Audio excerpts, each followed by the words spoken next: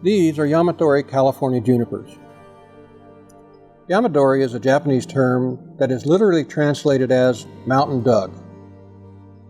In the practical application, it means native plants that have been collected from the wild and used to create a bonsai.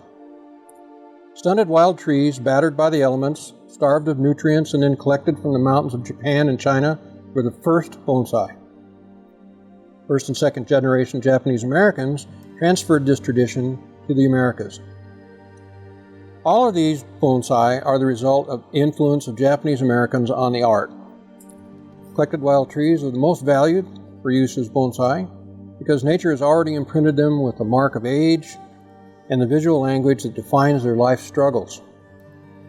Trunks are twisted and bent.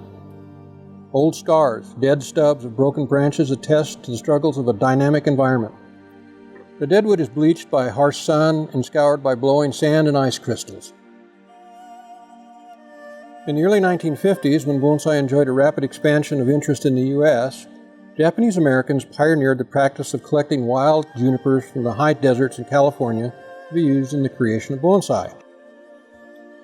The practice of using Yamadori plant material for bonsai continues to this day, and the most esteemed bonsai are those created from Yamadori. This California juniper has a special history.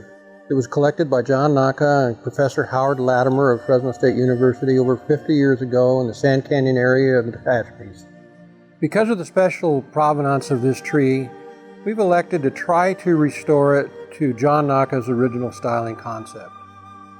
Images of the original artist's concept are studied to ensure that the results of the restoration will be as close to the original artist's vision as possible.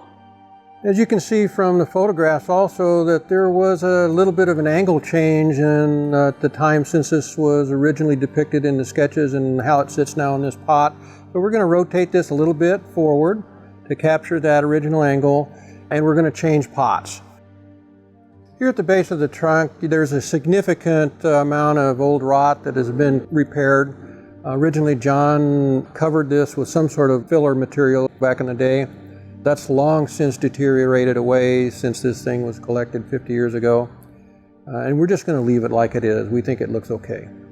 Up on the top of the trunk, there's some significant deterioration of the dead wood that was an original piece to the composition. We don't feel we can sacrifice that and retain a likeness of the original composition, so we're going to repair that.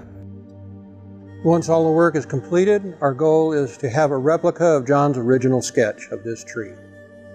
Not all agree with this, and many professional bonsai practitioners feel that the best use of all bonsai material is to restyle them periodically for the highest possible aesthetic value.